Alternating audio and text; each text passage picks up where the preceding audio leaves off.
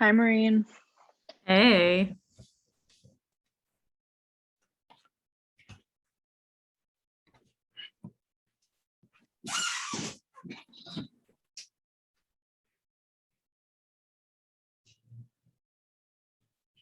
We're going to get started. I'm going to give people time to get here. It's obviously still early, but probably won't really get started till about 10 after, just because of timing and people getting off work. So just to give you all a heads up. Got it. It's all good. Thanks. Are you back on this side of the pond? I am, but I'm in New York. I moved to New York. Ah. Yeah. Cold yet? Yeah. Oh my God, it's that wind. It's the wind that gets you. Like, it's a beautiful sunny day today, but the wind just demolishes you. That's yeah. I have this sort of funky lighting. I need to fix my lighting situation here.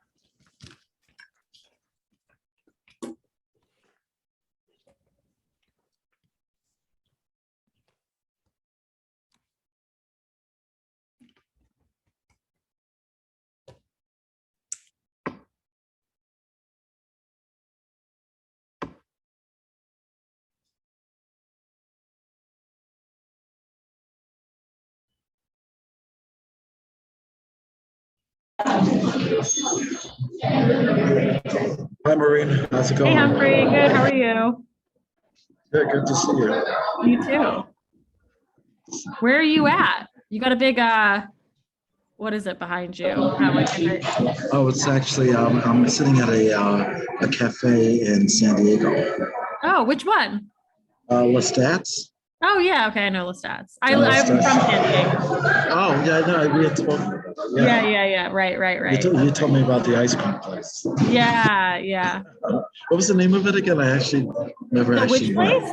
You told me about a really great ice cream place. You said that was really that you loved. Salt and Straw. Salt and Straw. That was it. Yeah, I have to put that down. There's another one that's like over near there that's really famous. Okay. What's it called? Oh my God. What is it called? It was like owned by two hippies. Okay. Sherlyn, no, I cannot hear you. It was owned by a couple of hippies. Okay. Oh, it's like right on that busy street in like Normal Heights. Oh no, okay. And it's like Well, I saw a pie place. Is there a pie place there? No, it's like they might have closed it. Maybe it's South Park. There's a pie place. Yeah. I just saw that last week. Oh. But anyway, you moved to New York? Yeah, I moved to New York recently. Moved to New York. Oh, great. What neighborhood? I'm in Tribeca. Tribeca. Okay, nice. Yeah, I'm in Tribeca, nice. But I'm looking in West Village too. But I like Tribeca. Okay. So, Okay. Yeah. Very good. Okay, good. Well, we have to talk about that. Yeah. Well, congratulations. Thank you. I'm really happy here. Yeah. Okay. Glad to hear.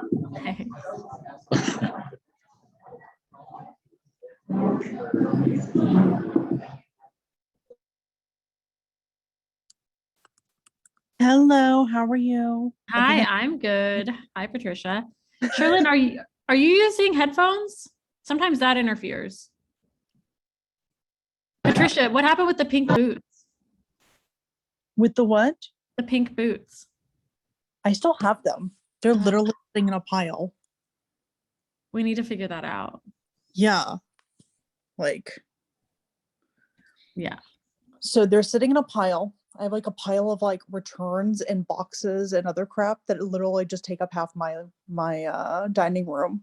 It's just like the pile of like random boxes I haven't gotten to. Yeah. And I have a book to give you as well. Well, I'll be in Orange County on Monday and the following Monday. Oh. So I'll be up there for work, but I'm teaching. So we should try to coordinate. Yes, absolutely. Which part of Orange County are you in? Irvine? Okay. I can drive up to Irvine. That's like literally 20 minutes from me. Or I can stop on my way. Well, it would be late. Because I'm done teaching at like 10 p.m. We'll figure it out. I'll feed you. Not that there's any food that is open at 10 p.m. where I'm at. Like literally everything closes at like 8 p.m. We're just like, Right. okay, I guess there's Domino's. Right. I mean, Cinestics get me every time though. You know, that frosting dip. Oh my God. Sherlyn, you might want to try leaving and rejoining. Okay. Oh wait, I think I heard you though. Oh, well, she's gone. Oh, by the way, we actually have a meeting tomorrow. Yes. Yep. Okay. So we'll Yep, talk I saw that. Okay, great. Yeah.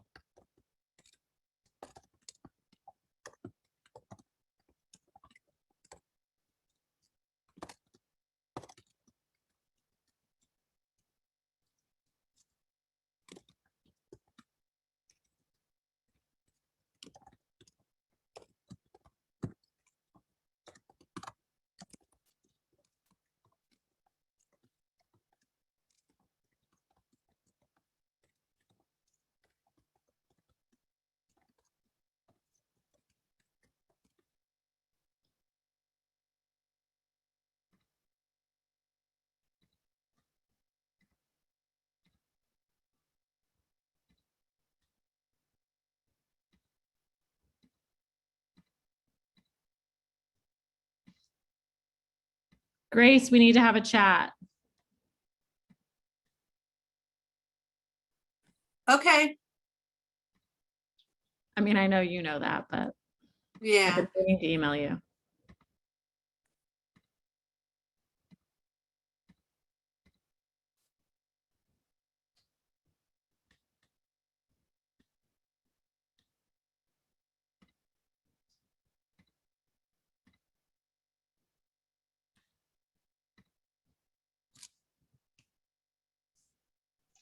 I just have a question on the free course. If my password stopped working, do you email hello at bar MD? You have to reset your password because we changed stuff for a single sign-on. So you just have to Yep. reset your password and that should fix it. And if you It- have it any will- problem, It won't work because it says we're sending you a new password, but it never sends you one. But I don't want to interrupt the meeting tonight, but can I email hello, and yeah, one of my team will get back to you. Thank you. Sorry to interrupt you. No, Thank no, you. you're fine. We're not going to start for a little bit. Okay, so email hello and somebody will help me, right? Yep, yep, Thanks. yep, of course. The PT review was awesome. It really helped me a lot. Thank you so much. Oh, Lauren. good, good. I'm going to do another one, I think. Which next- one is it gonna? I think I'm going to do the July one, do like a thorough breakdown of it. Like tonight, I'm going to cover the basics. Like we're going to go over the issues and stuff and what you needed to do. But usually to go like really in depth and do a PT and like break it down. And I want to do a workshop. It's like, okay, well, how do you do it in person? Because everything else that I've posted is about doing it online and remotely. So I'm going to do another one that's how do you do a PT in person then? How is it different? And I'll talk about some of the different strategies, but I'll do that I'm trying to figure out the date, probably about 2 weeks. Okay, cool. And then I'll talk to you again. I might be interested in taking the course. Thank you so much. You're very Yeah. nice. Thank you. Bye-bye. Yeah, thanks.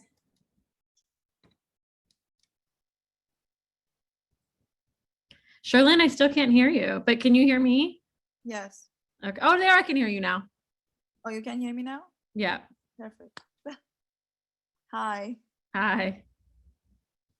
I love doing these sessions. I don't know why. Thank you so It's much. stressful for me to do it and put together. And there's like almost 300 people registered, which is like, oh, but I love doing it.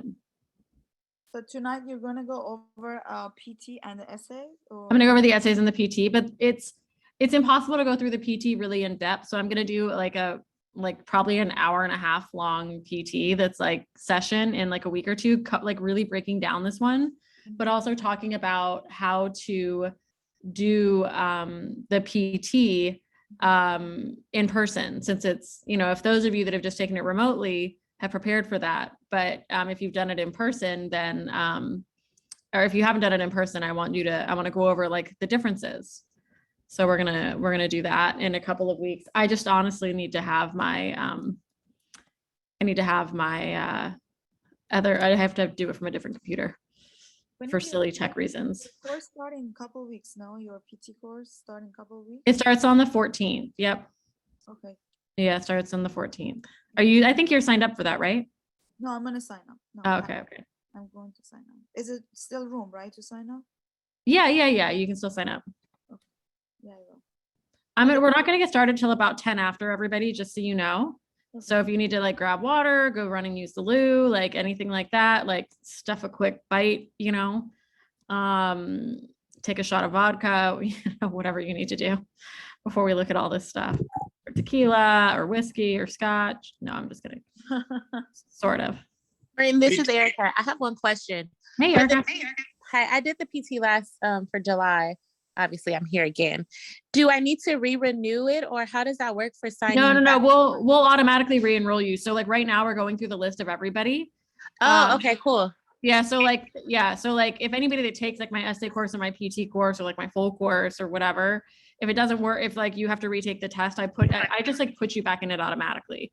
So we're Okay. going through it. I'll mention it to you, right? Like I'll mention it to my team Okay, right yeah. now. Okay, perfect. But we're going through those lists. Like that's something it just takes a minute.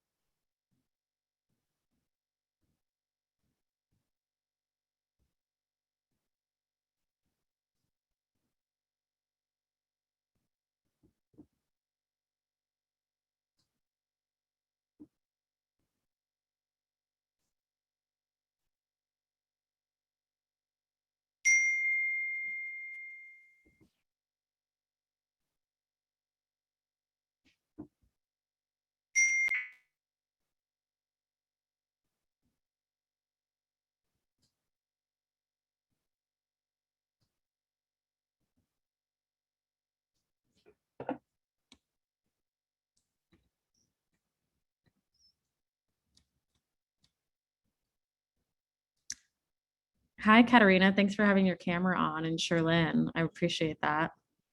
I'm so used to talking to black boxes with names. I know people are there, but it's so nice to like, actually see faces. Although I'm sure most of you wishing we're not here. Hi, Lucine.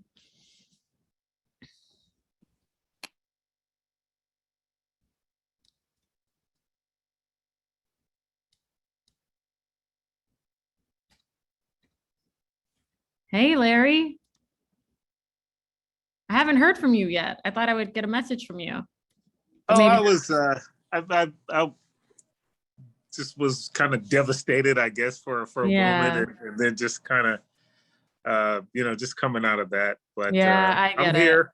Good. I'm I'm glad here. you're here. Glad you're Yeah, here. I think for me, and it was more of the drama of the tech issues and Yeah, all of that that's so stuff. hard. And if you fail on your own, you can kind of accept it. But if you're having all kind of other problems, then Ugh, it's harder to accept. brutal, So, brutal. but I'm here. Good. And you should set up an appointment to meet with us too. Shoot me an email. Because we'll Okay. go over everything with you. Yeah, we'll look at Okay. all that stuff with you, help you understand it, talk about all that. So shoot us an email. Okay. Yeah, appreciate it. I will. Thank you. Yeah. Larry Tran, how are you? I haven't seen you for a couple of years from law school. Maybe you're not there. Does the PT course start in December or January? December. It starts December 14th. Okay, thanks. Yep. In the course too, it'll have like a calendar of events. And there's a chance I'm going to have like another section of it live too, just because we get so many people that join it and I don't like to have it too packed. So, but people also want to start late. So I'll probably have a course that starts sometime in January, but I do have one that starts in December. And as soon as you sign up for anything, also, you get access to everything immediately. So like you can watch the recordings in the past time to like get the technique. And a lot of people like to do that and get a lot of benefit from actually like watching it and then joining live. Sometimes you'll get deeper, like you'll get a bit of a deeper understanding too. So that can be really helpful. It's all right, Larry, if you're shy, no voice, that's okay. Yeah, exactly. Is there grading with that too, or does it get graded? There's not grading. But like I do some activities in the class where I'll like have you write something and send it to me directly, and I'll give you some immediate feedback. But no, there's not like line by line, like detailed grading that doesn't come with it, but we do offer that. Our grading is just so detailed. We spend about an hour grading each essay and PT that we get. So it's really detailed. We go line by line and like, look at what you did right, look at what you didn't do well. Oh, I need to go close my window really quickly. I'll be right back. Give me 1 sec.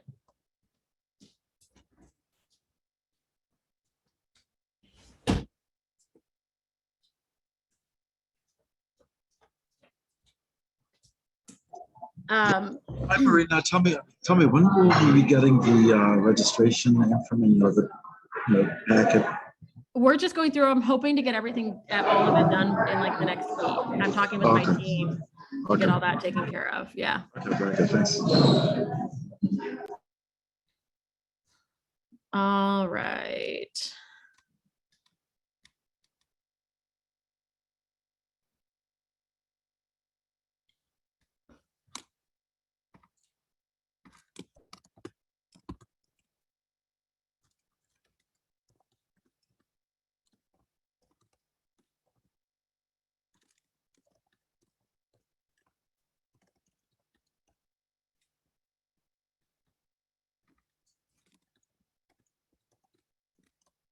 All right, let's go ahead and get started. Let's go ahead and get started. So first of all, have you all looked at the essays in the PT recently? Have you all like pulled them up and looked at them at all? Sort of, yes, no. So I'm gonna pull them up. Oh my gosh, Joe, I haven't seen you since law school. I've taught at a couple of law schools. So sometimes I'm like, oh, there's my former students, and it's so exciting. And there are several of you here tonight, which is very exciting for me. Maybe not so exciting for you, but it's good to see familiar faces. All right, so I'm gonna have the questions pulled up and we'll talk about them. Tonight, really what I'm doing is we've been assessing, like weeks ago, we went through the fact patterns on their own, my team and I, we went through them. And then like, especially too, since results have come out and I've looked at so many essays, I've gotten a lot of data on like, what are they really looking for? The selected answers aren't out yet. So there's still some stuff I have questions about. But, I've seen solid passing answers in every single subject. We've seen several of that. I've also seen for so many people, I'm going to talk about the tech issue that happened as well, but let me just get this open. And I have just like some stuff overall on like how they grade, how that works, et cetera. So we're going to kind of cover some stuff that's like, I think a lot of people don't know, that a lot of people just don't know when they, about like how the bar is graded, like what that process looks like, and just some common mistakes, et cetera, in essays, PT. One, I'm going to talk about this at the end, but I think to go in depth into a performance test, as a lot of you might know, and because I've done these workshops where I just go into a PT, it takes about an hour and a half to 2 hours. I'm going to do, I think in about 2 weeks, I'm going to do a workshop where I'm going to like literally go through step by step the performance test from the July 2021, and it'll be free.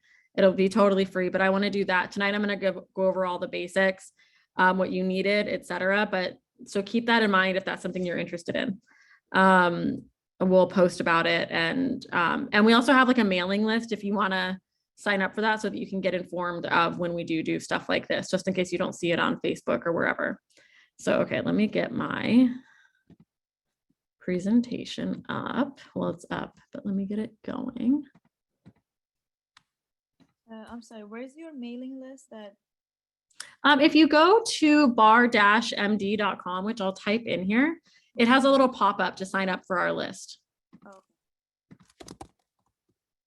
And you can also there, while you're on the website, if you go to like courses, there's a free workshops course and you can access all of our free workshops. So like this workshop that I'm doing tonight, like I'll post my presentation there. I'll actually post a little bit more in depth, like documents that have the facts matched up to the issues, et cetera. So I'll be posting some of that information there as well, so that you can see like my answers a little bit. You can also see past workshops that I've done, free workshops that I've done, along with like model answers for things. So there's kind of a wealth of like kind of good free info in there too. So just throwing that out there. It's on bar-md.com. Okay, and let me get this open. All right, let's share screen. Okay, so some sort of refresher type stuff. I don't know if a lot of you saw, well, I think actually that comes up in a little bit. So today, students, applicants, you're gonna, oh, that's the wrong thing, hold on. This is how bar graders grade. So one thing to keep in mind that's really tough, that makes it really difficult, is that bar graders spend just 2 to 3 minutes on reading your essay, grading your essay. It's really, really, really fast. So that's why the way you organize is really important. And it's not just about organization. It's not just about headings. It's about organizing it so they can see the solid meat of analysis that you provide. That's why you have to do it. That's why you have to do it. So you have to organize really well so that it's really easy for them to be like, to see that you did a thorough analysis of each particular issue that they were looking for. They don't really dig into the material to figure out like whether you've done what you need to do correctly. They look for keywords, they look for thorough analysis, and they don't look twice. So organizing it is all incredibly important. Some common essay errors, and I've seen this quite a bit. Going through essays, since Friday too, is failing to answer the call of the question directly, failing to use the specific facts. To write a passing essay, you have to use every fact in the fact pattern. So one thing for you all, when you're going back and looking at your essays, is to say, okay, did I use every fact in this fact pattern? If you didn't, that's an issue that you missed. So you want to really look for that. Lack of organization, that's just if you don't organize it well. If bar graders expect things in a particular order, if you don't follow that order, it's hard for them. They get like irritated and move on. So organization is really important, but it's also important so they can see your solid analysis. Spaghetti walling is another one. I saw this a lot in the Civ Pro essay. and a bit in the torts one. Just kind of like throwing everything and seeing what sticks. I see it in PR a lot. This one, it was actually like you needed to do quite a lot. There was a lot of different ways you could have addressed the issues. 5 is, failing to tackle the tough issues. For example, in the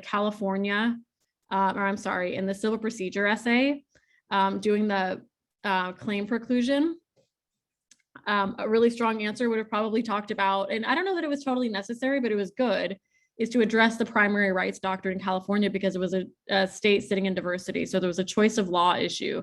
That's a tough issue.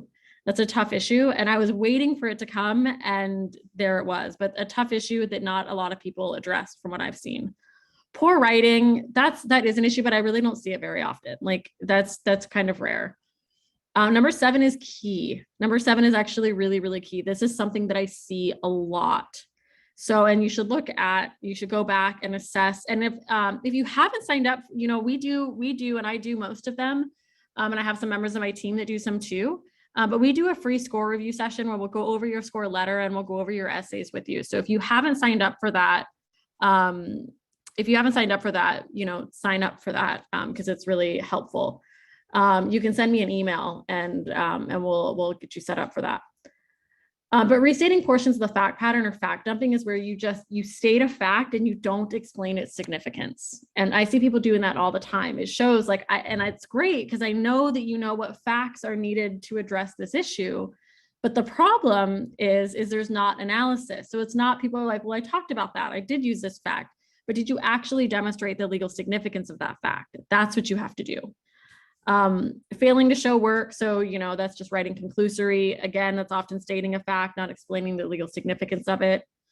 There's also, sometimes you have to set forth an assumption. Sometimes you have to say, if there is a negligence suit and you don't think a duty is owed under Cardozo, you might have to say, assuming we are in an Andrews jurisdiction, then a duty would be owed, and then you move forward.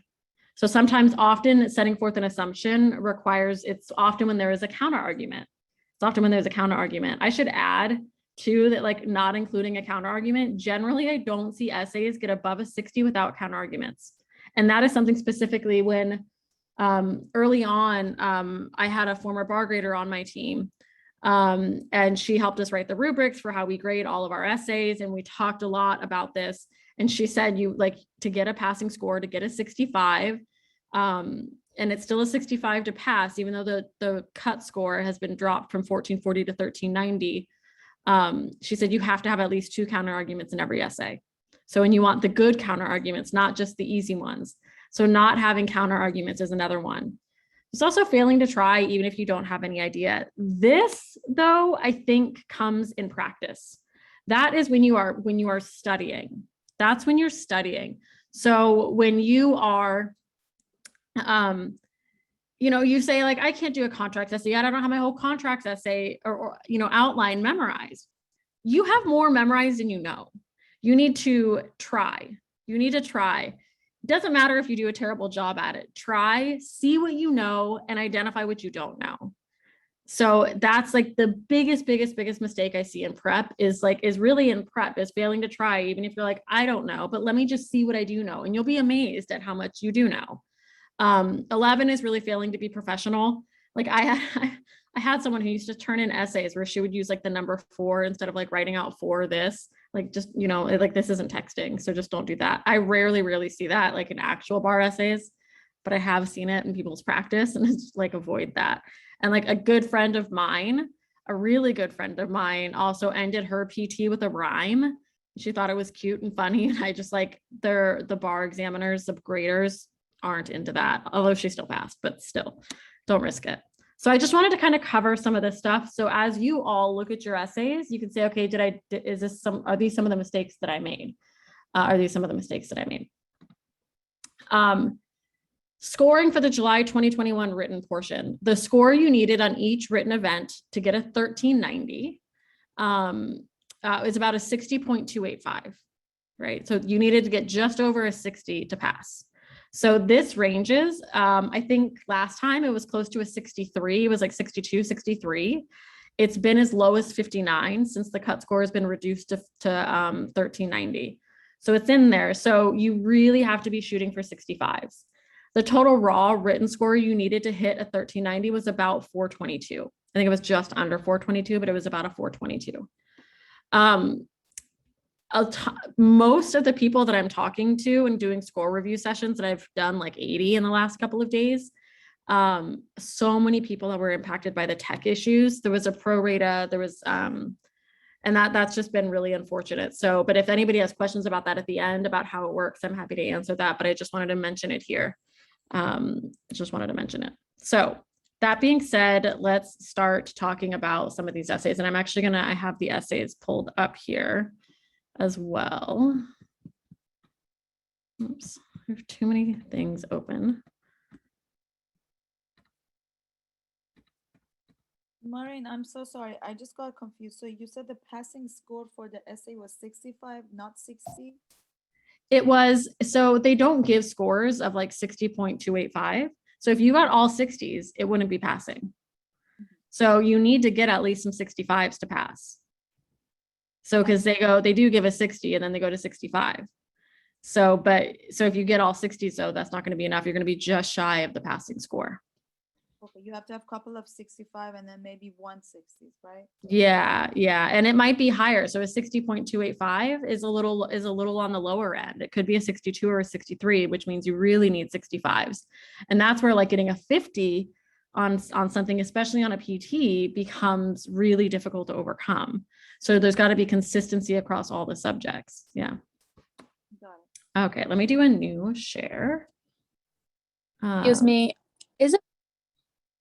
me, is it possible to have the meeting ID and the password for this meeting for my friend, please? I think you have to be registered for it. Hold on, let me see. Yeah, I think I'll post it in the chat. I'll post it in the chat. Thank you so much, everyone. Yeah. Okay, cool. Thank you. I appreciate it. Yep. Okay, so let me do a new share. Let me share the.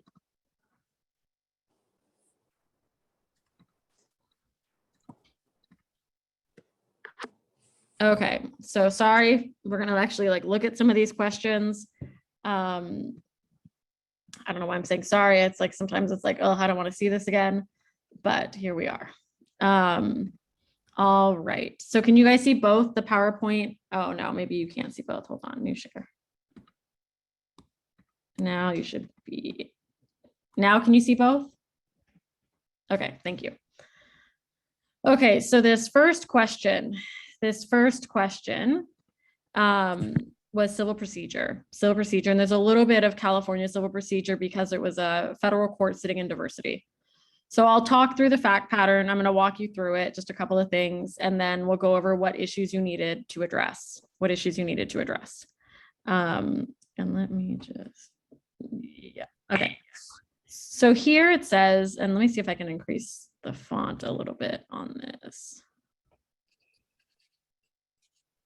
So Jiff, a California citizen who resides in Truckee, California, just west of Reno, Nevada, provides cleaning services. All right, so they're giving us some information on his jurisdiction, where he lives. At Jiff's request, customers submit written evaluations of his services so we can monitor their satisfaction. All right.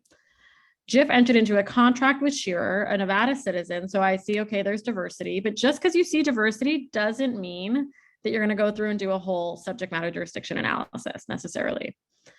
And I think a lot of people jump to doing that, which I'll talk about. A Nevada citizen who operates a beauty salon in Reno, Nevada. The contract signed in Reno, so it's telling you where it happened, right? So that's where the events giving rise to litigation occurred. Obligated Jiff to use due care in cleaning, which is really probably already required anyways.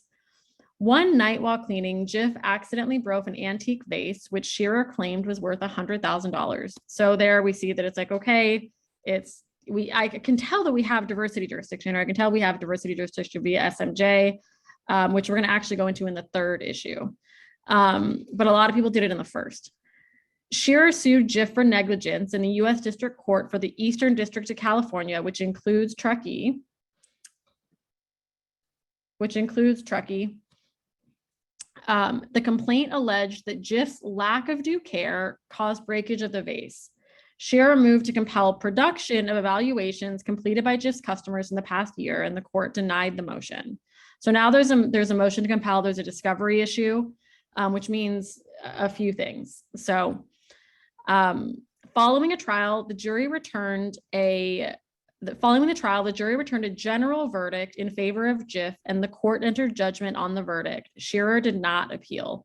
They say there's a general verdict, so that means they're not giving us information for us to do issue preclusion. So it's really probably a claim preclusion issue here, which is odd.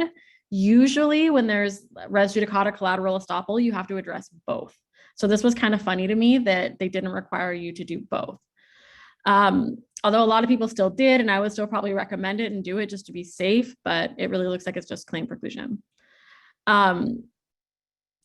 6 months later, Shearer sued Jiff again in the same court for breach of contract. The complaint alleged that Jiff's lack of due care caused breakage of the vase. All right, so that's the whole fact pattern. So we get 3 very specific questions here, which is very typical of a civil procedure essay. So was venue properly laid in the Eastern District of California? Discuss. Did the court err in denying Shearer's motion to compel? Discuss. And may Jiff take advantage of the judgment in the first suit, defending against the second suit? So very specific calls here, which is very typical of a civil procedure essay. Also not the most common questions. Like the very common questions that we see in civil procedure are, SMJ, PJ, venue, although this had venue. So what you had to do here for the first call, all you had to do was you had to address, there are 3 ways for a court the venue to be proper. You just had to go through those 3 methods. And I do have all of them. I wanted to be able to get through everything in a timely manner, but when we're done, I will upload a document that like lists everything out, and that also has the facts you needed underneath it as well. So all you had to do though was go through those 3 methods of venue. That's it. Just the straight up venue analysis. The second one was pretty big. The second issue is pretty big. So whenever there's a motion to compel, there's a discovery issue. Usually you need to first start, you need to first establish what is the scope of discovery? What's the scope of discovery? It has to be reasonably calculated to lead to the discovery of admissible evidence, right? And it also has to be non-privileged.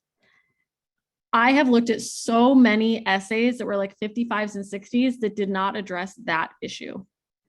Whenever there is a motion to compel, you have to establish that it's reasonably calculated to lead to the discovery of admissible evidence and that it's non-privileged, and explain why. So that was a pretty big thing that I saw a lot of people miss. I saw a lot of people miss that. And then the proper procedure for requesting documents after that. So going through a request for production, if they don't respond, then filing a motion to compel, the steps to go through for a motion to compel, and meet and confer, et cetera. Going through all of those technical requirements. That's really what you had to do here. That's what you had to do here on this one. So call 2 was pretty large. It's a pretty big call. And I've seen a lot of people just go through the request for production, just go through motion to compel, not go through scope of discovery. And that's key. Whenever there's a discovery issue, you've got to deal with that. 3, GIF's ability to take advantage of the judgment in lawsuit number 1. So 1, there was a choice of law Erie doctrine issue. It's sitting in diversity. So a court may, because they're sitting in diversity, they might apply California rules. California follows the primary rights doctrine. So it probably wouldn't actually create a difference. It's probably the same primary right here, but like really good answer. This was probably one of those tough issues that people tackled. That would have been good to address here. And then going through both claim preclusion and issue preclusion, even though it was really claim preclusion here, it wouldn't work for issue preclusion. You still want to just address both, even if you do issue preclusion briefly. So that's what you needed to do to get at least a 65 on this. And additionally, within this, you needed to have some good counter arguments as well.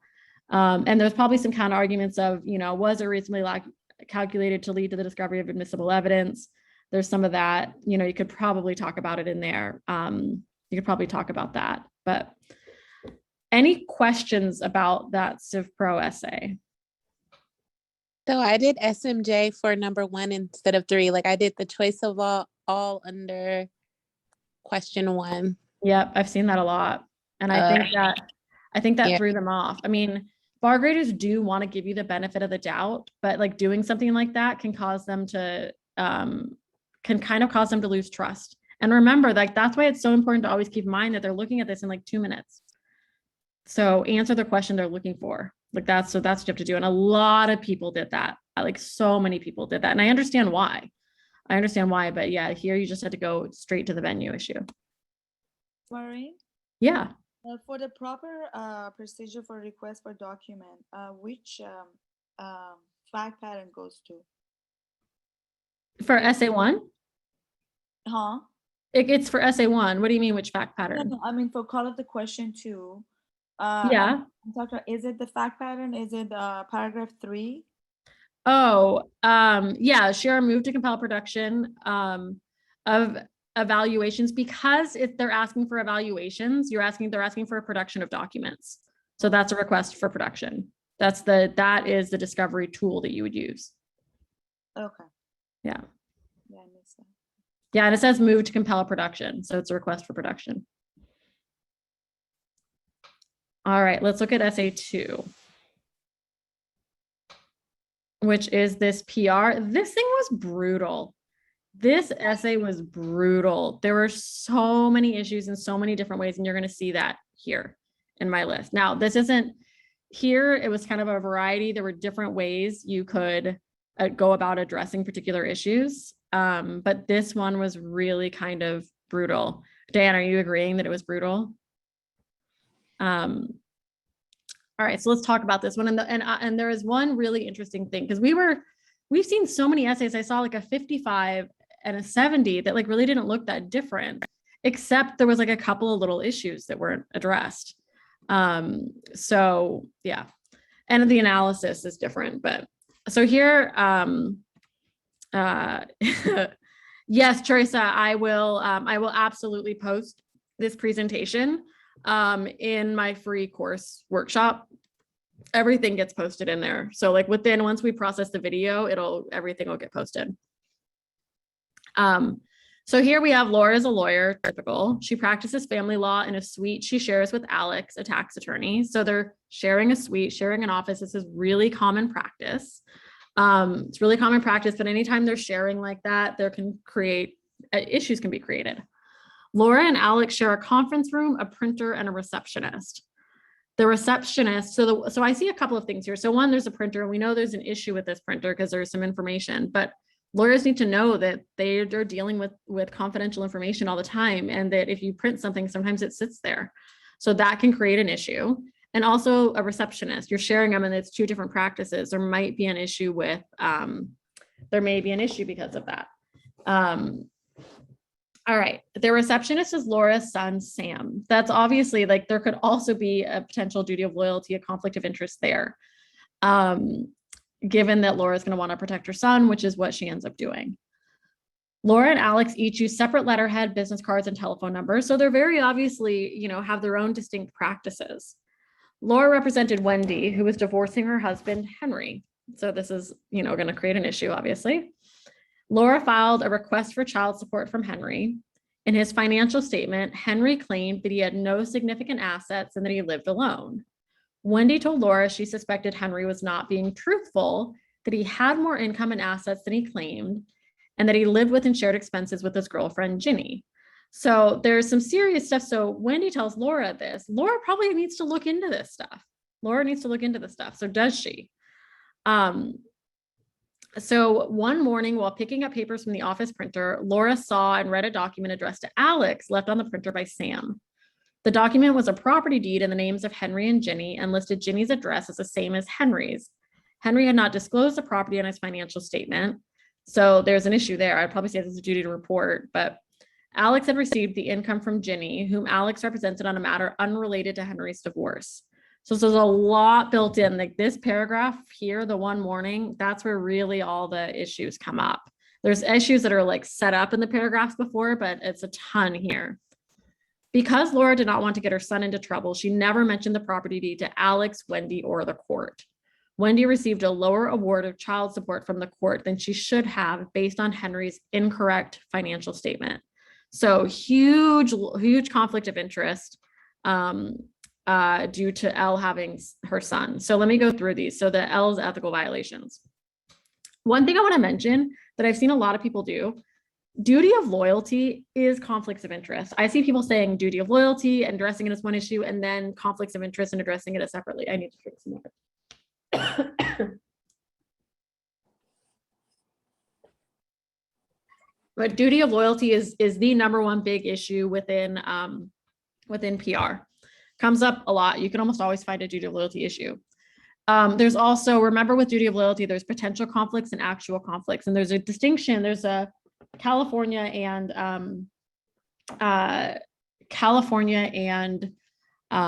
federal or ABA distinction. So that's why you need to know the potential versus actual. So potential violation for L hiring S. So L hiring S, is there an issue there? Potentially, you can really go either way though. Actual violation, there is absolutely an actual violation there's a violation, duty of loyalty, because Elle chose to protect her son instead of acting in her client's best interest. So once that happened, that was absolutely a violation. That's a big problem. So it's a personal conflict. Duty of loyalty for sharing an office. This is something I don't think you really needed to do, but it was there. There were facts for it.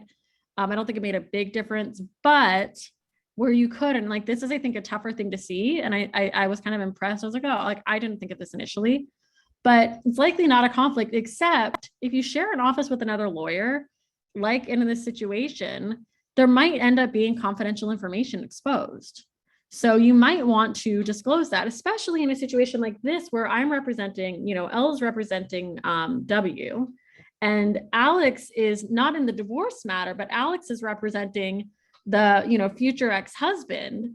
Wendy might want to go to a different lawyer.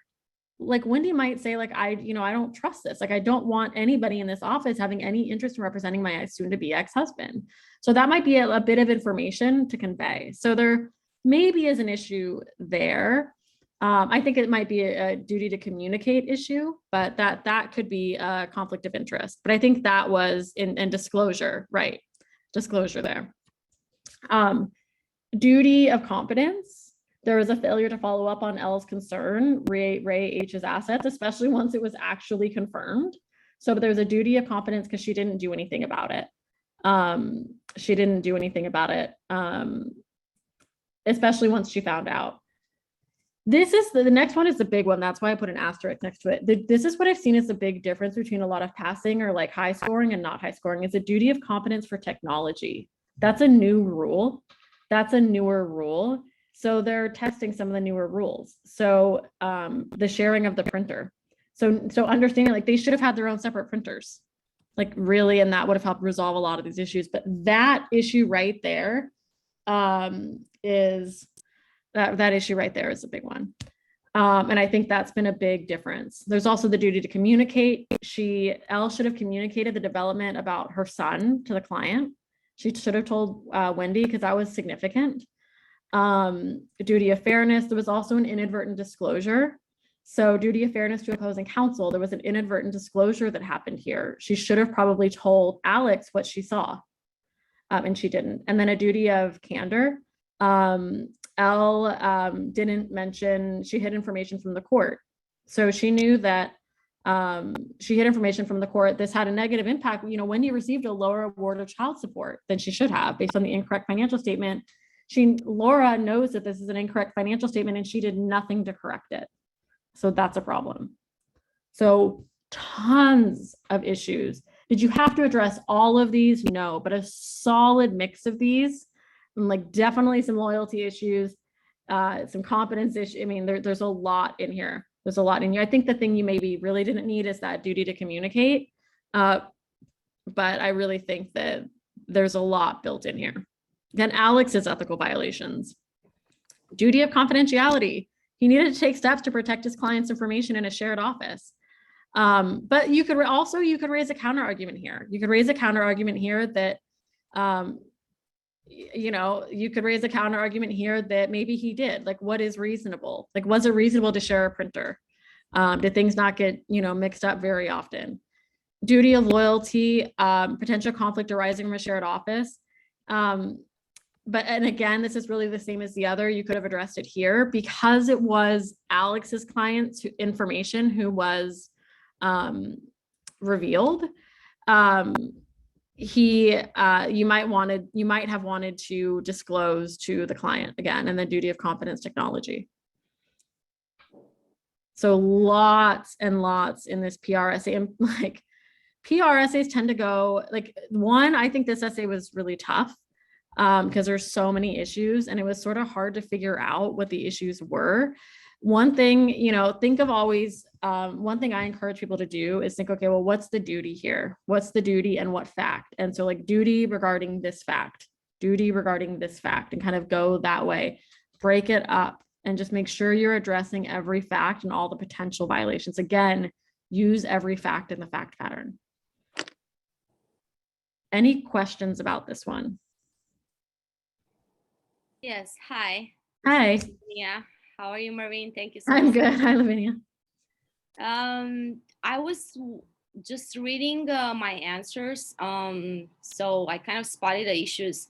I was confused and I said that it was a close call regarding the duty of confidentiality, for example, because he didn't share actually what he saw in the printer. I mean, he shared with the mom, but then it didn't go farther and the mom didn't get advantage of that.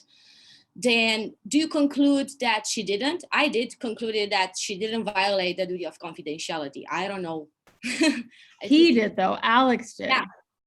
Yes, okay. Because he revealed information that is confidential and privileged to somebody else. Like, it doesn't matter that it didn't end up like hurting him. Like, you can't disclose it. Like, I can't share any of my clients' information with you. Even if you don't use it, it's a violation. Okay. And the second one, just quickly, duty of fairness. As you said, I mentioned it, and then I said that it's, inadvertently material information from the other attorney. The lawyer must inform the other party and then return immediately to the other attorney wherever he got it. Must refrain from acting illegal or in violation of the rules conduct. What is actually the conclusion? Oh, I think there was a violation here. I said it is, but it's debatable, so I don't know. I don't think it's super debatable. I think it's a violation here. I think it's a violation. Yeah, because she didn't do what she was supposed to do. You have to follow the rule and disclose and do all of that. She didn't do it. She chose to protect her son's interests over her client's interests and over her ethical obligations. Okay. Yeah. Thank you. Yeah, of course. All right, let's go on to everybody's favorite, which was this torts one. I mean, not everybody's favorite. Yeah, was that? I just saw you do the yeah, that was brutal. Okay, let's talk about essay 3. All right. And this is still, so this question is so ridiculous. It's so insane. And organizing it was kind of funny. They classified it as a strictly torts questions, but I don't know why they kept saying state hospital, that it was a public hospital funded and managed by state, but they didn't list it as a torts con law essay. They just listed it as torts, even though to me, there's definite markings of con law and really just 11th Amendment. So, all right, let's talk through the question. So state hospital, a public hospital funded and managed by state, entered into a contract with Cook's Catering, a business owned and operated by Kimberly Cook, to provide on-site meal service to patients, staff, and visitors.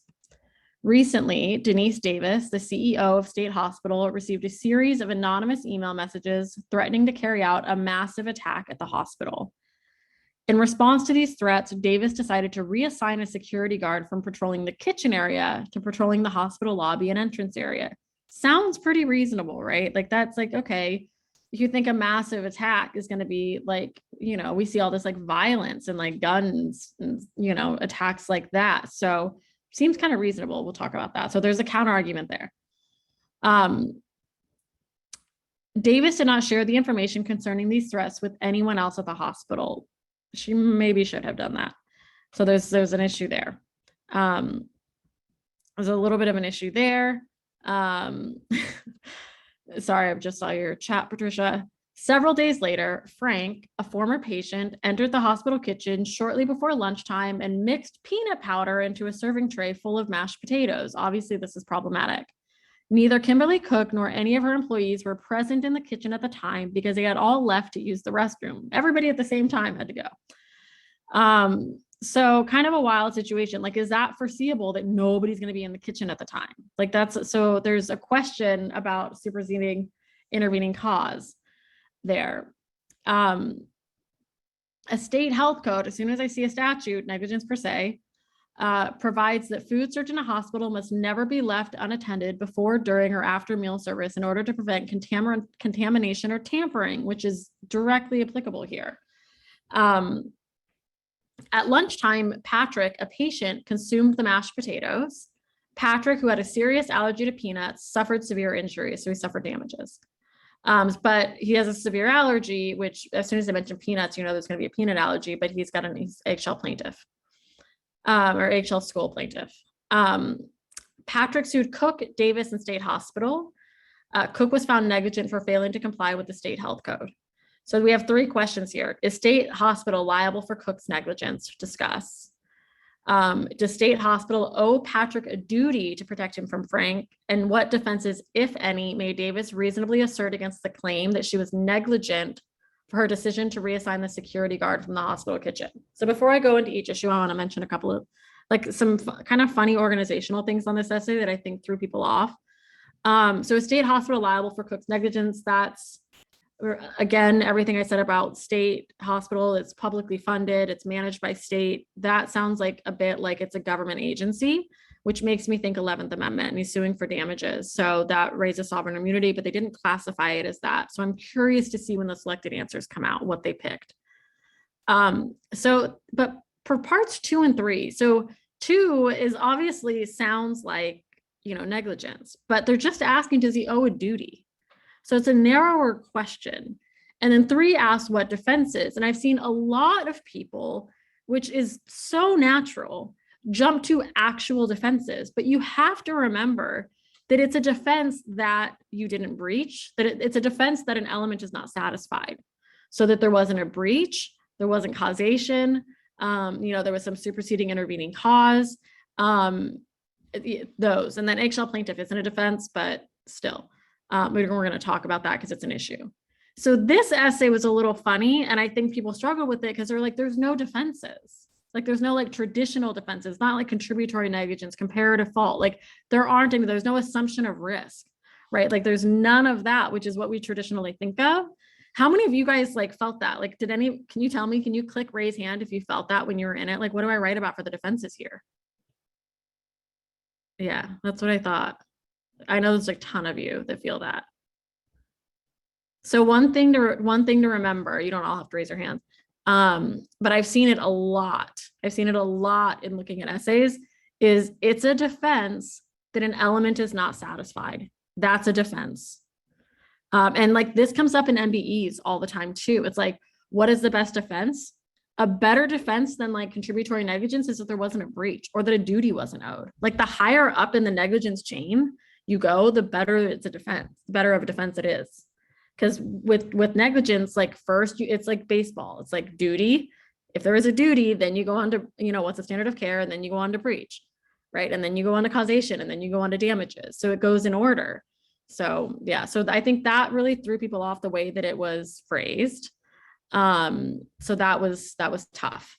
So there are, so one thing, a big thing to remember, and they're not going to phrase the next one like just like this, but something to keep in mind, it happens all the time in MBEs. So you can take that and remember it for your MBEs. So remember that for torts, MBEs, negligence MBEs.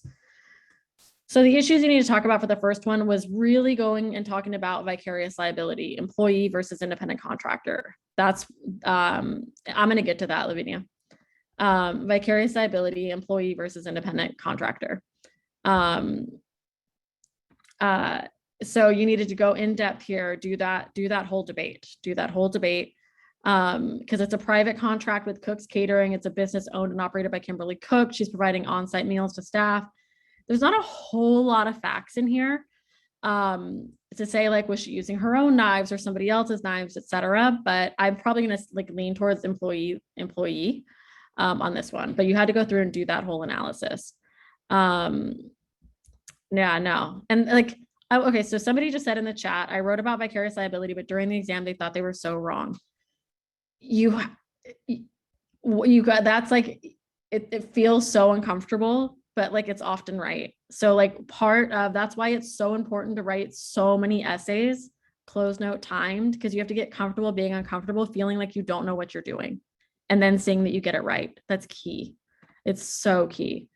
I also in this call would have addressed sovereign immunity, 11th Amendment, that the state doesn't appear to have consented to being sued here.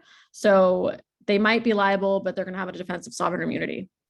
Then state hospitals' duty to protect P. So duty, addressing both Andrews and Cardozo, is a duty owed. If a duty is owed, then addressing the relevant standard of care. So here there's quite a few that you could talk about. It's not an innkeeper. This isn't great. Frolic or Detour is vicarious liability, but here that's really about the employee. This was somebody else that did that. That's somebody else that did it. This isn't an innkeeper, even though it's a hotel. Yeah, independent contractor. Yeah. So it's good that you address it, but did you go through all, did you weigh everything? Then sovereign immunity, and then going through, okay, so duty is a duty owed. Then what's the standard of care? You have to think about what are all the possible standards of care. You always do reasonably prudent business, right? But then also landowner to invitee. So this was a landowner. So it's a hospital. They're coming on to, they're an invitee. The patient's an invitee. There's also, because the CEO got this, received this series of anonymous messages, she may have had an affirmative duty to act. So talking about that, did that create a standard of care? And then also negligence per se because of the statute. So what's the standard of care? What's the standard of care? All right, so this required a lot of different discussions of standard of care. And yeah, so that's a big takeaway too. Often people just do reasonably prudent business, or they just do one. If there are several different ways you could do it, like a plaintiff lawyer argue all of these, right, in real life. So if there are several that look promising, and here there are, you've got to discuss them. And then breach, argue that there's no breach, but go through them all. So this was the defenses. So the defenses is, I didn't breach, right? That's a defense, but is that going to prevail? And there's a lot of ambiguity here. Like, she sent the security guard to the entrance. That's probably reasonable. It's probably reasonable. But maybe she should have hired more security, had people stationed all around, had, known where are their vulnerabilities? Like, here's where you have to come up with some stuff and say, like, well, what are the alternatives? Especially because it's an invitee, affirmative duty to act. Somebody's threatening a massive attack. There's not just one type of attack, right? Like, there's not just one type. So you have to kind of get creative and think about the different types of attack.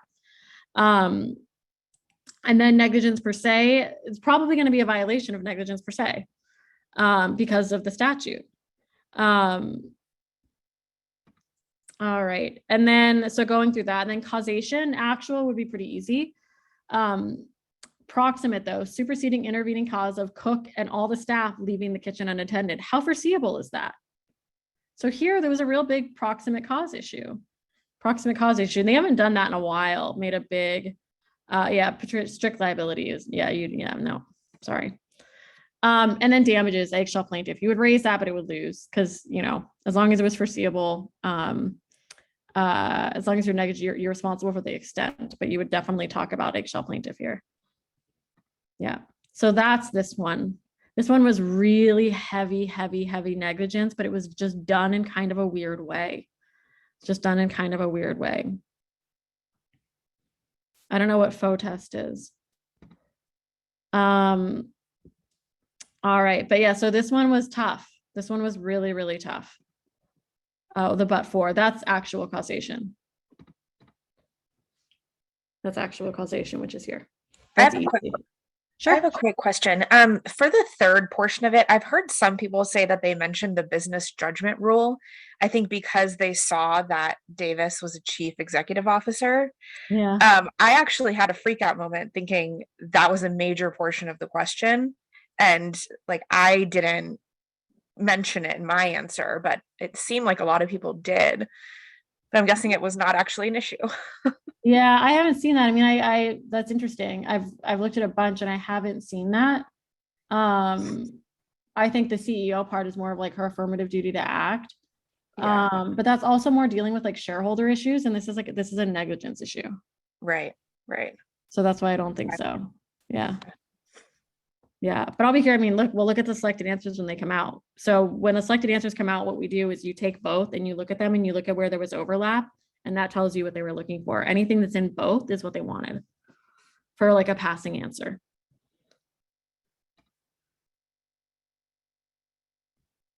Oh, negative.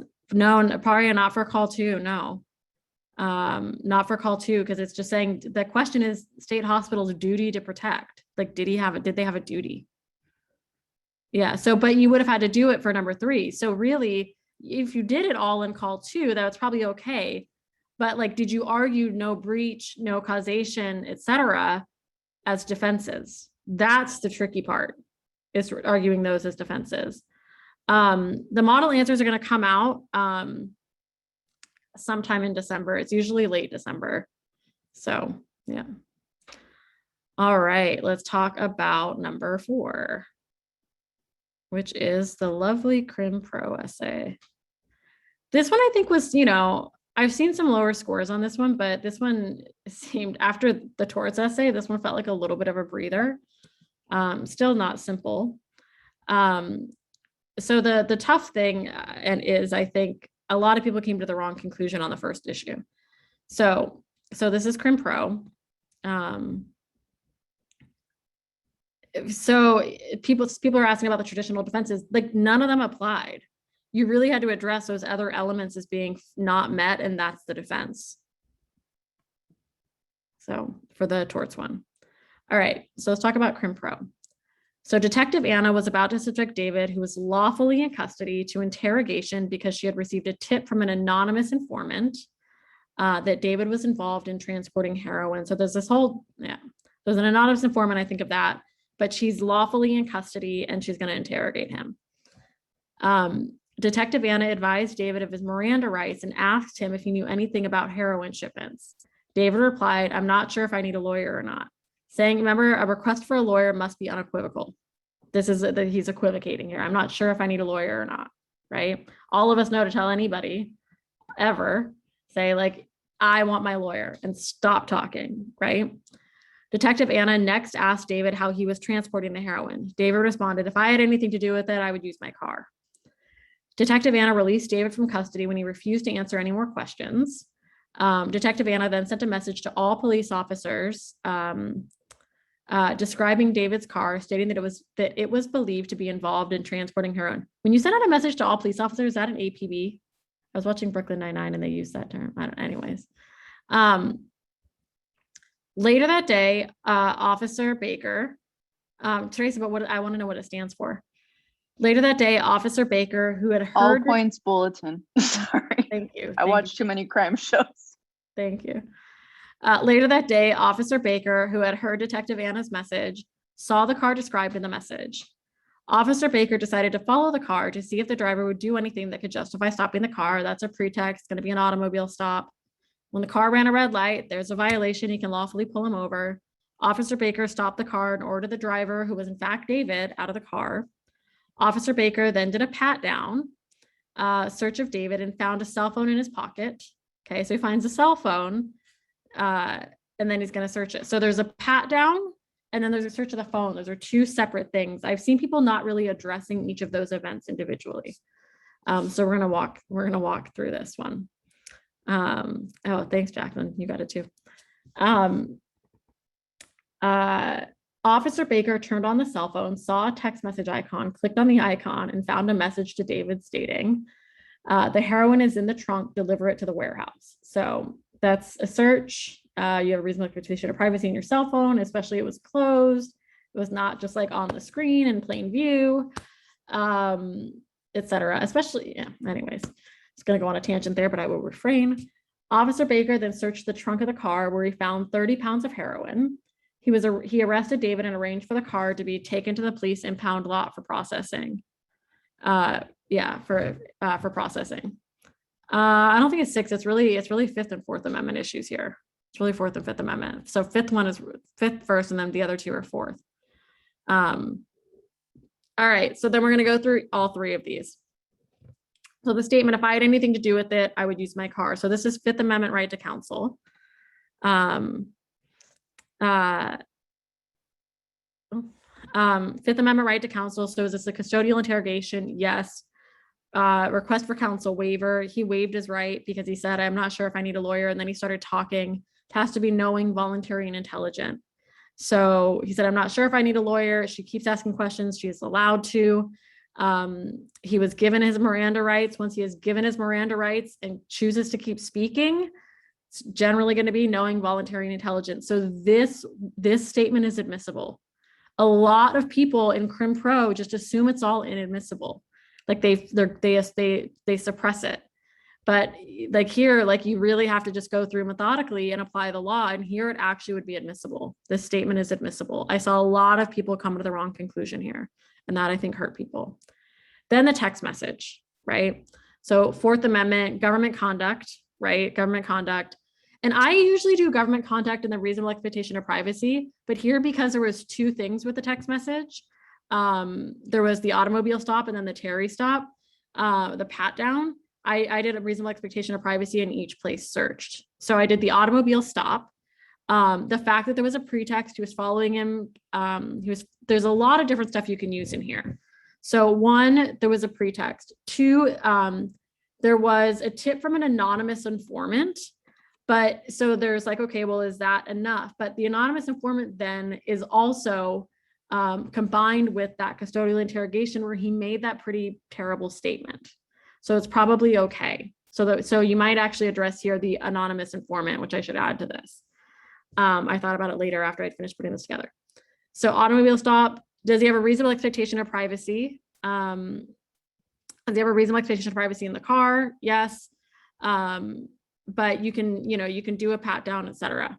But there was a pretext. Then the Terry stop, the pat down. Do you have a reasonable expectation of privacy in your phone? Yes, you absolutely do. Because that was violated, you would exclude this. This is subject to the exclusionary rule. Then you go on to the next one, the heroin in the trunk. You go again, do the automobile exception. You do the automobile exception here. Warrant, yeah, these are all exceptions to the warrant requirement. And here, so this is the difference between the exclusionary rule and the fruit of the poisonous tree. The heroin in the trunk is fruit of the poisonous tree of the text message that was illegally found. So really understanding the distinction and how that works. So this one had fruit of the poisonous tree at the end there. All right. So this one, not as crazy of an essay, as long as you know your fifth and your fourth and fifth. This one was all right. This one was all right. Any questions about this one? I have a quick question. I did not pass this essay, and I literally wrote down everything you just ran through in your checklist. So you have any I would have to look at your depth of analysis. So like, I don't know, you don't have to tell me what your score was. Oftentimes when I see that though, it's usually the depth of analysis. It's like just stating facts and not actually explaining the significance of those facts. Like really, what was this? So it's probably in the analysis. But if you haven't done a score review, like schedule a score review session. All you have to do for anybody, let me just say this really quickly, then I'll probably get a slew of them. Oh yeah, and I would have mentioned inevitable discovery rule. Yes, I should add that here too. I meant to do that. If you want to do a score review, if you haven't done it yet, what you do is you send me your score letter, your essays, and your performance test to hello@bar-md.com, which I just put in the chat. Send all of that information, and then we will reply with a link to set up an appointment so that we can chat. So do that if you want us to go over it, because it's like an individualized session when we look at your essays and PT and like we look at your score, etc. So if you feel like yeah. By the way, obviously we have our meeting tomorrow morning, but I'd actually like to forward to you my score. I haven't done that yet. Yeah, So please send that. I'll do that. Yeah, I'll do that tonight. Okay, thank you. Absolutely. Maureen, you said you need the PT essays and what? And the letter? The score letter, your actual essay files, and your performance test document. Okay. So I'll put it in here. Score letter. All three of those things. And once we get those three things, then we'll schedule the call. Humphrey, I scheduled yours because we had talked. But yeah, usually I don't even like give them the link yet. At the end, you put inevitable discovery for fruit of the poisonous tree. Inevitable discovery goes after it. Here, let me just, oops, hold on.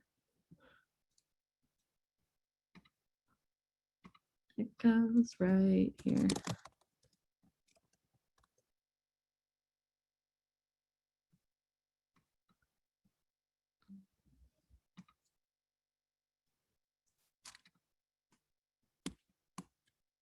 Okay, there it goes right there.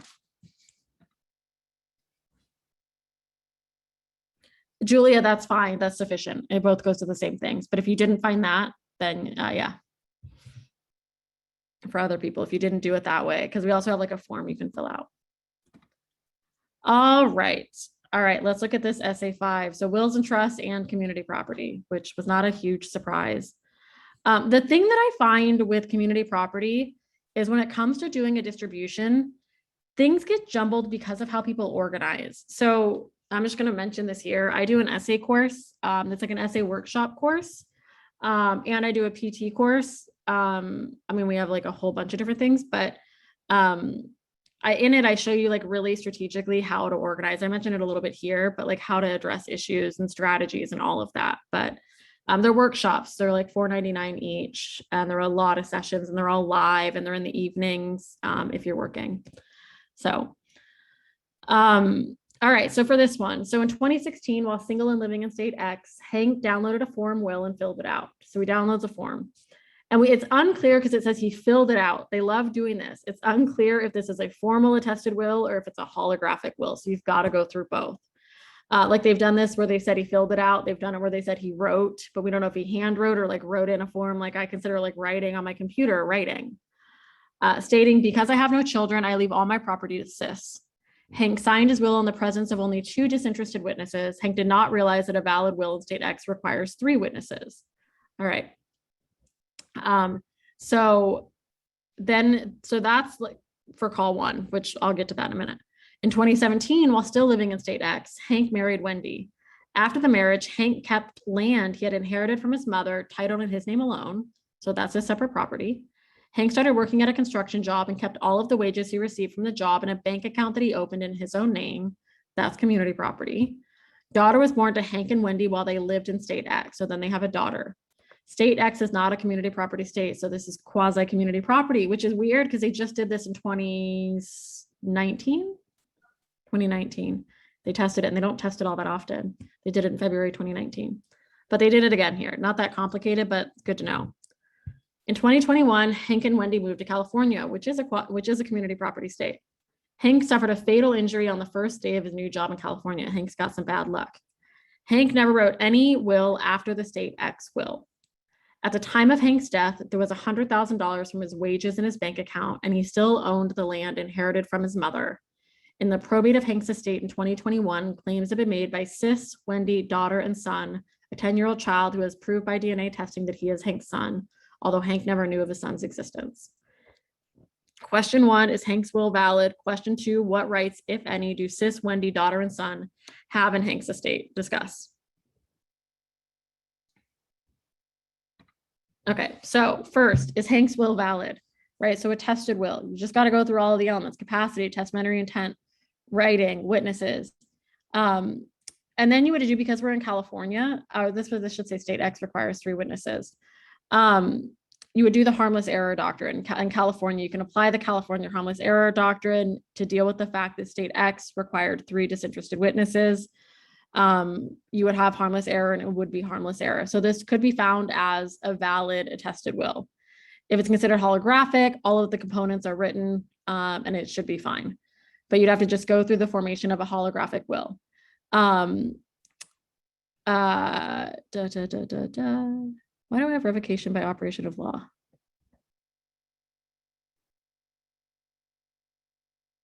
Hang on one second. Oops, let me just double check this.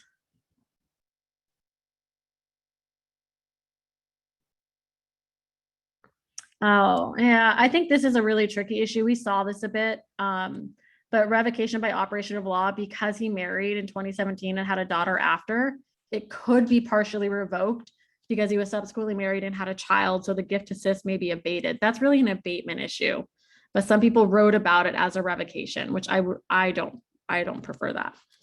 Let me do my new share.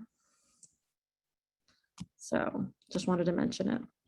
But really there would be an abatement, which comes up later. So what rights do Sis, Wendy, daughter, and son have in Hank's estate? So you always, with community property, start with a general presumption, and remember to talk about quasi-community property here. I always try to establish what are the terms of when is the marital economic community. So when does it start? When does it end? And then I like to go through and do a determination of the property. So determination of the property, the land is inherited, separate property. The bank account, you have to talk about, so the land taken in his name alone, but it was inheritance, so it's separate property. The bank account had community property, what would have been community property funds, but it's quasi-community property because it was when they were in state X, but he took title in his name alone. So you have to deal with that. Then what you do, so you talk about the property. Then you go through and deal with the legal issues related to each person prior to doing any sort of distribution. Prior to doing a distribution. If you try to go through each individual and do a distribution, you're going to get so thrown off. So don't do that, because there's going to be abatements and all this stuff. And if you do the wrong sequence, it's going to create problems. So go through the fact that there is an omitted spouse, right? He married Wendy, right? And she was left out. So there's an omitted spouse. So she's going to take her share. She's going to take her share through intestacy.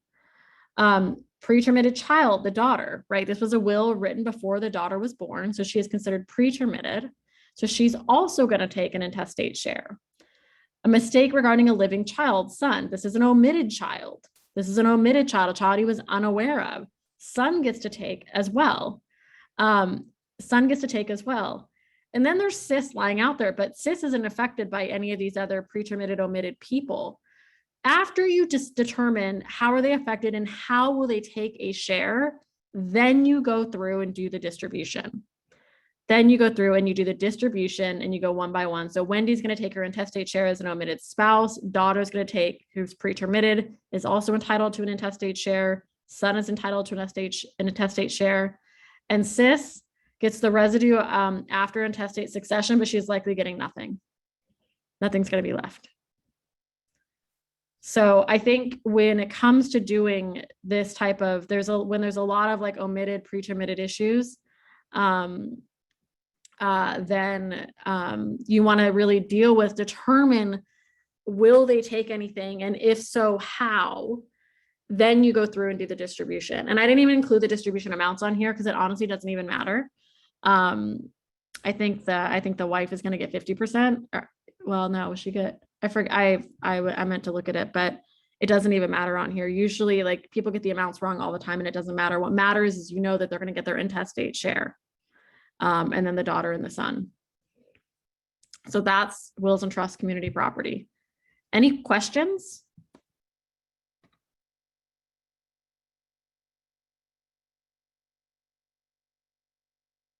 I've seen a lot of really high scores on this essay. I tend to see really high scores on wills and trust community property essays all the time. So, all right, y'all ready? Do you guys need a break? You want to talk about the PT? It's the last thing.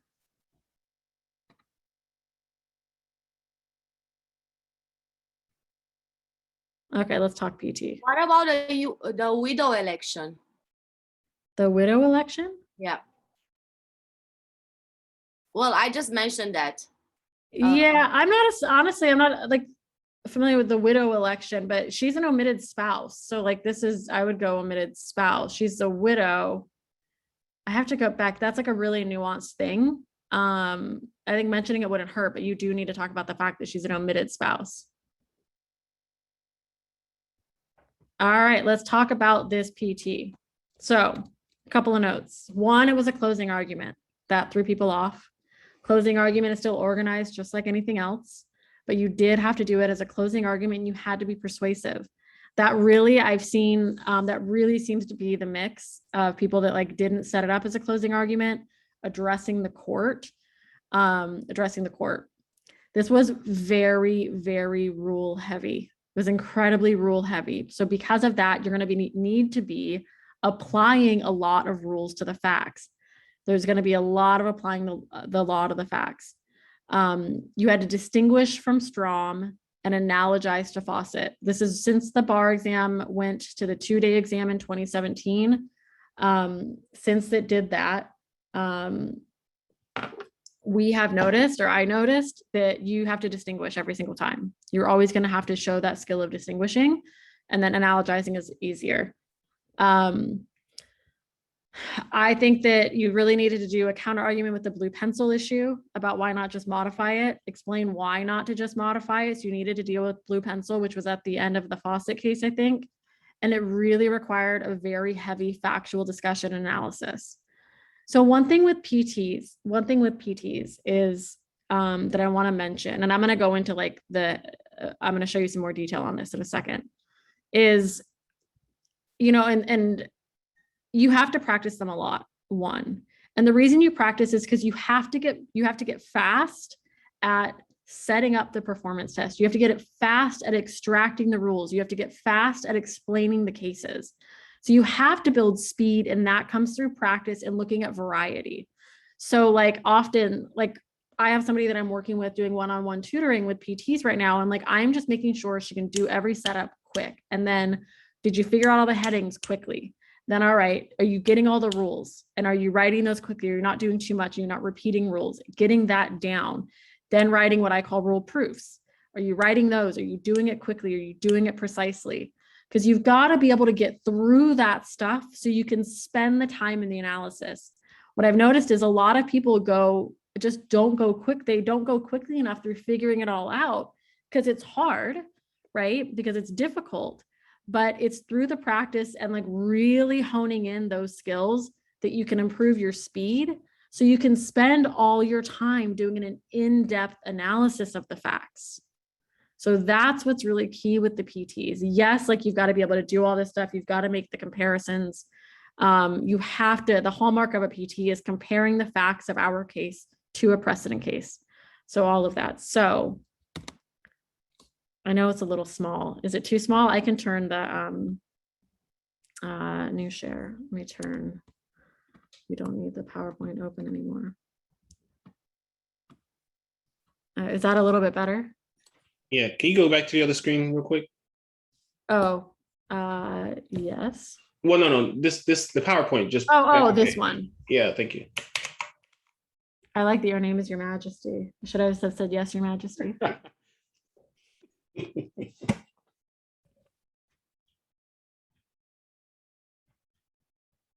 I got it, thank you. Yep. So, introduction. Good afternoon, Your Honor. That's what a closing argument starts with. Today, we ask that you invalidate the covenant not to compete as it is wholly unenforceable on its face because it is not reasonable in time, geographic area, or scope. Additionally, modifying the covenant not to compete is not a viable option as the covenants bear no relationship to Columbia Coding's needs. Or I think I might have gotten the name wrong. Is it Columbia Coding? I don't know, I'll fix it. It started raining here, I think. That's wild. So then the argument section. So like not having a persuasive closing argument intro hurt a lot of people, it seems, because it looks like you're not doing the right task. So then I had 3 headings, and I'm going to go through all of this in depth in a separate workshop. It's just too much to like actually walk you through the cases in this session. But Columbia Coding's covenant not to compete is unenforceable because it is unreasonable in time, geographic area, and scope. I'm really just repeating myself. Cases I'm going to use for this, Strom and Fawcett. Remember, I think I analogized to Strom and distinguished from Fawcett. Either way, I've said it in the last slide. And then I'm going to have subsections for time, geographic area, and scope. There was that. There was also another rule in here about that came after the discussion, I think in Strom. After the discussion of time, geographic area, and scope, there was another section of analysis with a new rule that talked about balancing the interests of the parties. So I put that into another section. So enforcement of the covenant would cause unfair harm to Mr. Morgan. And I go into all the balancing interests and I give that rule. I pulled that out. And then C, going through Blue Pencil and explaining why. And here there would definitely be some counter argument about Blue Pencil. The other issues, I think there was counter argument, I think, in the time, there's probably, because this one restricted it to 1 year. In other cases, we're saying if it's like 2 years, it was too long. And I think a little bit, there could have been a counter argument in the scope. The geographic area is it's like the entire state. So that was way too big.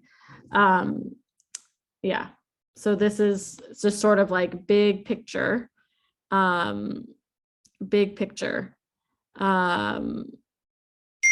Yeah. So that's sort of the nuts and bolts of what you needed to do for your PT. That's the nuts and bolts of what you needed to do. That's it, covering like the issues and the essays and in the PT. I have like a little thing here if you guys have an interest. Yeah, it's industrial sandblasting, B. Morgan. I don't know why I was calling it Columbia Coding. Industrial sandblasting. So I will probably do a workshop in a couple of weeks going over that and talking about like how do you do a PT on paper. Just a little plug, I do offer, and I mentioned this earlier, but we do have a whole bunch of different options if you're looking for help prepping for the February bar. I have a really in-depth essay workshop series that's like 8 or 9 workshops, go over essays really in depth. With that, you also get access to all of my past breakdowns where I've gone through like almost every topic that comes up on the bar, going through an essay, breaking it all down, talking about strategy, fact use, etc. So I offer that. It's $4.99 and you can split it up into 2 payments if you'd like. It starts on December 12th. And then I have the PT course, which is really, really popular as well. And it's 5 PT workshops and all of the workshops are about 3 hours. And I go through, the first one is the whole approach to doing a PT. The second one is all objective PTs. The third one is persuasive PTs. The fourth one is other types of PTs. So like I covered a closing argument in the other one, the one that I did, and I gave you like the template of like how to do a closing argument. So I have that. We also do like one-on-one tutoring. If anybody's struggling with their MBEs, the one-on-one tutoring is really, really helpful. I do a lot of that. We have grading and we have full bar prep courses too. So there's a lot of options and we'd love to help you, get to passing. Any questions? Yeah, last question on the PT. Yeah. So was it because Columbia Coding was one of the companies in it. I remember it, but it was Industrial that was suing Morgan. Yeah. I just did the wrong thing. I just had a little, brain fart. So Okay. it should have been Industrial Sandblasting. Yeah, I'll go in and fix that. Okay. Maureen, Yeah. how much is your 101 for MBE? It depends on the number of sessions you're looking for. They're 45-minute sessions. For 10 sessions, it's $15.49.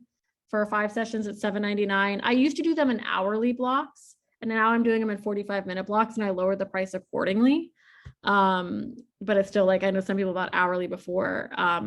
This time I just made them shorter, just because it seems like 45 minutes is the right amount of time, and I was hard to track it, like how much time people had left.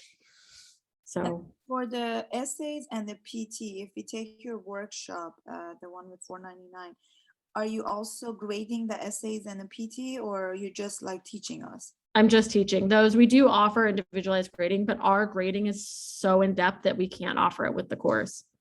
Oh, I see. So you're just teaching. Okay, no. Just teaching, yeah. But it's really in depth and you can ask questions. I teach them live. I stay on and answer questions. Usually like we want you to outline and read them in advance. Etc. So it's really in depth. And I answer questions. Often I have you guys write stuff and send it to me in a DM and I give you immediate feedback and people love that. So there is feedback live too. So what with the graded, what would be the price if you wanted essays graded? It depends on how many you want. We sell them in packages. I have to look, I think for 5, it's like $5.49. I think for 10, it's $9.99. And our prices, it's a little bit more than other places, but it's because we go so in depth. We go line by line and spend an hour grading it. Yeah. So a package of 10 is $9.99. And that information is on your website? Yep. It's all on the website. Everything is at bar-md.com. At bar-md.com, and it's bar-md.com/shop. It's right there if you want the link. Oh, that's too. Sorry, on the PT course, when you do each session, like the first session, like when you do the persuasive one or something, is it just one persuasive essay, or is it several persuasive essays? Several. And then the next one, when it's objective, there's several objective essays. Yep. And so in one night, you'll be doing several objective essays? Yeah, I usually do at least 2. Wow. Okay, Yeah. thanks. Yep.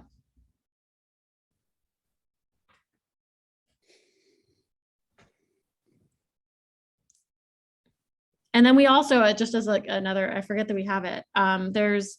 We have a new thing that I created. It's $99. And I should mention this for MBEs too, but it's $99 and it's a whole database of like almost 40 years worth of bar essays categorized by issues that they test. So like, if you want to look at, if you want to know, like look at the freedom of speech essays, or if you want to do Commerce Clause essays, you can go to in this database, you can be like, okay, I want to do con law. Then it gives you all the possible topics. And then you can say, okay, I want to do Commerce Clause, and it'll give you all the Commerce Clause essays, plus a little issue checklist of what we said you needed to get to pass. So that's kind of a cool little thing to like make sure you're covering all of your bases. So we have that. Plus we have an MBE workshop that we're doing coming up. Yeah, Larry, I do. And Maureen, you said in 2 weeks, you're gonna do the workshop on the PT that you did tonight. Yep. Thanks, Victor. When do you have the MBE workshop? The MB, we haven't decided the dates yet. It'll be in December. I'm doing it. We did it before with Mary Basic and Tina Schindler. Is it a free or we have to pay? That one's paid. That one's $99. Oh, okay. But Well, it's you- good. It's good. We're doing it early because it's good to do it early. Okay. And by the way, very quickly, I just sent you my scores and all that stuff. Perfect. For Thank you so tomorrow much. morning. Yeah, absolutely. And yeah, and then the other thing was when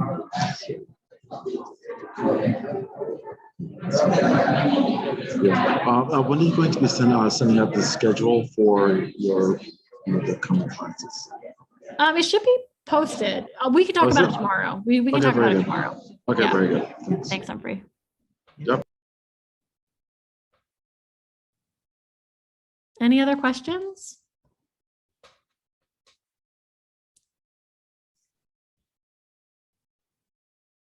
But yeah, Larry, send me a message. You can send me a message on Facebook and then we can get in touch. Thanks, everybody. Have a really, really lovely evening. And hopefully I see some of you guys soon in some of the courses too. Thank you, Maureen. You're the Thanks, best. Maureen. Thank you very much, Maureen. Have a good night. Of course, of course. Bye, everybody. Thank you.